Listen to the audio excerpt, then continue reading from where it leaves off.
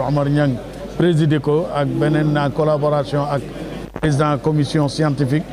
bi Seydi Aliou Abdoulaye Niass jiite boobu ba démb ba tey nag ñi ngi woon ci ay thème boo xam ne bi nii thème général bi nekkoon la fayda tijaniya ses inspirations et ses aspirations maanaam fayda tijaniya li nga xam ne moom la làmboo ci ay boot ci biir baatin bi ak zahir bi tamit maanaam ak fam jëm ak nit ñi muy permettre ñuy dellusiwaat ci njàngale Mawlana Cheikh Ibrahim radiallahu anhu mi nga xam ne moo taxawaloon fayda bi ci ndigal bi Cheikh na Ahmad Tidiane bégaloon waaye ci biir symposium bi panel yi nga xam ne def nañ ko fi muy démb ba tey fexe nañ ba parcourir ci fayda bi production yi nga xam ne am na fi ci wàllu xam-xam ci wàllu spiritualité luy defar nit waaye tamit li nga xam ne moom la Cheikh Ibrahim radiallahu anhu jëloon comme instrument comme outil lu mu daan utiliser pour fexe ba ooteem bi tasaare daj àdduna yëpp ñu ngi ko doon junj sànq léegi boo demee boo gisee ñi fi doon jël kàddu doon waxtaan ak mbooloo bi daanaka dégg nañ fi làkk yëpp démb bés bu njëkk bi daanaka li ci ëpp exposé yi ñu doon def yëpp ci arabe lañ ko indi deuxième jour bi tey moom lañ jagle woon yeneen langue étrangères yi ndax ku xam communauté fayda Cheikh Ibrahim xam na ne composition boo xam ne nii diversité li ñuy wax diversité ethnique ak linguistique maanaam mu uutee xeet yeeg làkk yi te moom waxoon na ko sax ci ay waxam ne qad ixtalafatil alsunu wal aqdu muttahidun li rabbil haqqil hamd haqqan li rabbil hamd ne kaddu yi làkk yi danañ uute waaye pas-pas bi benn la mu di ko doon wax nag ci buntu sant yàlla rek kooku nag ku ko am comme jiit mu nekk koo xam ne kii nii visionnaire la woon xam fa àddina bi di jëm yàgg nañoo dégg ci suñ professeur al marja Oustaz Ibrahima Mahmoud Diop muy wax ne Mawlana Cheikh Ibrahim ba muy wax ci village planétaire boobu ci année 60 yi la boobu xamaguñ sax luy village planétaire te boobu mi ngi ko doon waxee ci ay turbine yoo xam ne yii nii ci la doon participer ñu di ko ci doon o mu fay taseeg ñoo xam ne ñii nii non alignement moo leen ekkati wala panarabisme wala le non alignement wala le panarabisme wala panislamisme moom nag xam naa ne taxawaayam foofu comme panislamiste bu mag la mais panafricanisme tamit bu mag la it aussi kooku nag dafa baax dafa jot fi mu nekk nii tey ñu ekkati niveau bi nga xam ne ci lañ daan waxtaanee ak nit ñi lii dañ koy def symposium bi mu bokk ci yenn activité phare yi nga xam ne mooy Mawlid international bu Cheikh bu Medina Baye loolu nag bu amee dafay baax ñu fexe ba nga xam ne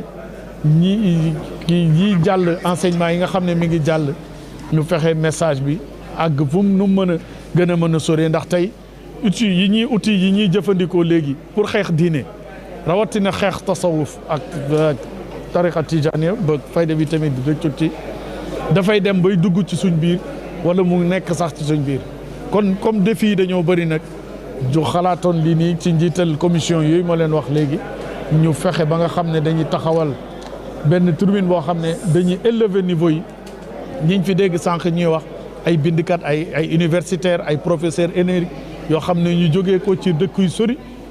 ay muy Amérique muy Europe ba ci Asie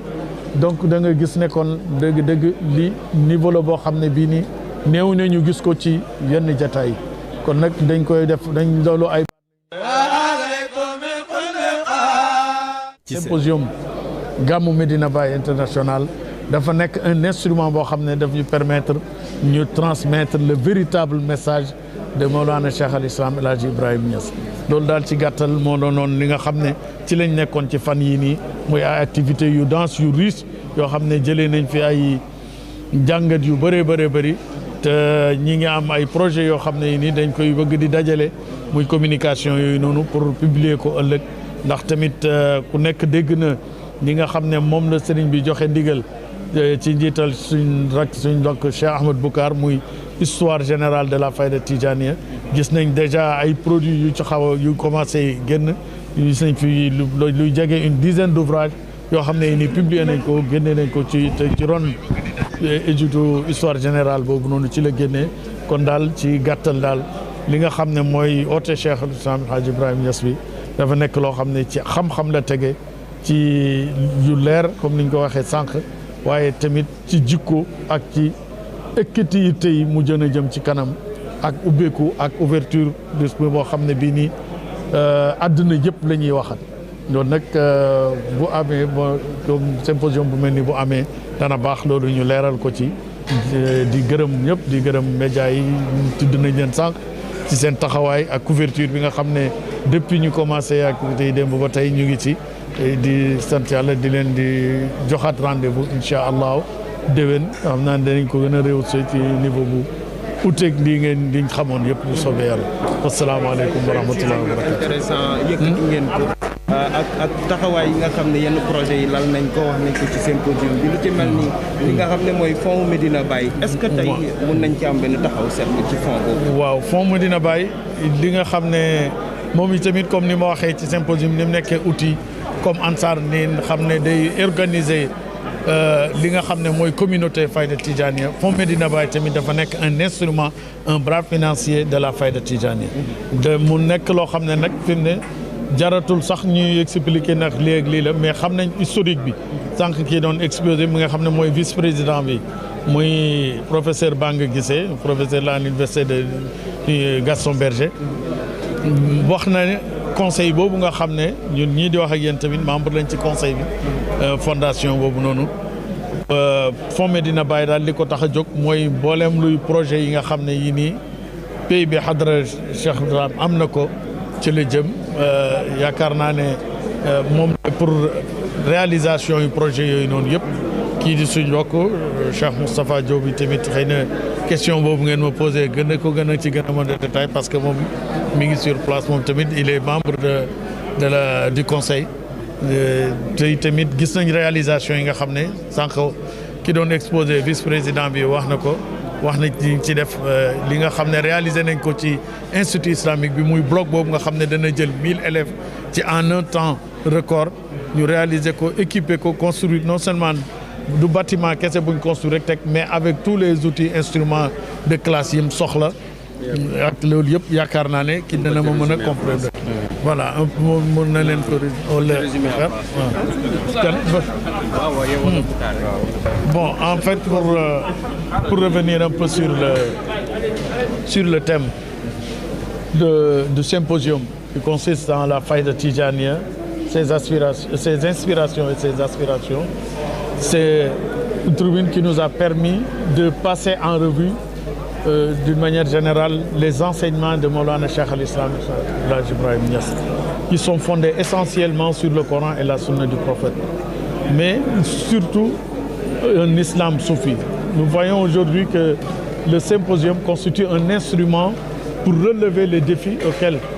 le soufisme, l'islam en général et le soufisme en particulier, quand on parle de soufisme, nous parlons de l'école tijanite, de la Fayda Tijaniyya, et attaqué de toutes parts. Et ce genre de tribune, de symposium nous permet de relever ces défis et de donner des enseignements et des éclaircissements sur ces aspects. Le fondement essentiel du soufisme dans le Coran et la Sunna du prophète, mais surtout la da'wa de Maulana Cheikh Ibrahim qui disait à chaque fois que la religion en général n'est rien d'autre que ce qui est fondé sur le Coran et la Sunna du prophète. Dinu qala Allah qala Rasulullah. Quand il disait Halid dinu ghayru zikri wa sunnati allati ani al-Mustafa sahat fa tilka dawaï. N'est-ce pas, la religion n'est rien d'autre que le Coran et la Sunna qui est authentique venant du prophète sallallahu alayhi wa sallam. En quelque sorte, c'est cela son rebelle.